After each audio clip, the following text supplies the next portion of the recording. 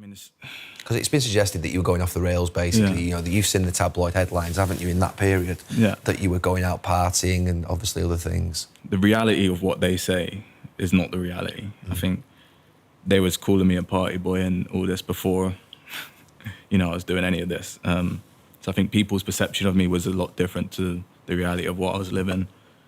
And then it got to a point where that happened and I was in a bad place. A lot of things have built up. I think, you know, we all have emotions and we think the best thing to do sometimes is to just stuff them down and hide them and lock them away. But over time they just build up and it gets to a point where we're human and it breaks and it all comes out. And I turned to all the wrong things. Like, I don't blame Mourinho, I don't blame anyone, you know. My reaction to that wasn't right, but it wasn't something I had control over. It was my reality of when I was younger, the traumas I had, the things I dealt with throughout my life, and it all just came out. And I'm grateful that it happened at that time, because it could have been a time when I didn't feel and I couldn't find a purpose for myself. I couldn't remember the why I'd done it, why I'm here, why I'm doing this.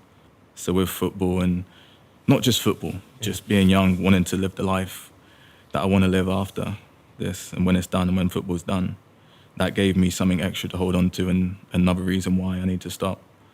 So I want to make it clear that I don't blame anyone for the way I feel.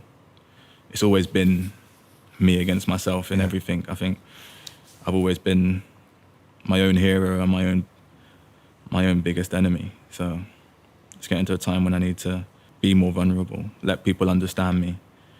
Because a lot of problems have come from me not opening up, not allowing people to come in. But that was how I felt safe. I think if you knew about my life, you would understand that a little bit more. I think I found that if you let people in, it's the way they can hurt you the most. So I definitely hid from it and I didn't allow anyone to do that. And it didn't work. I think we all hold on to not wanting to change because it's who we are. We'll lose our identity. But if you are, it's working, and that's great. But it gets to a point sometimes where it's not working anymore and you need to change things. And that was the point I was at.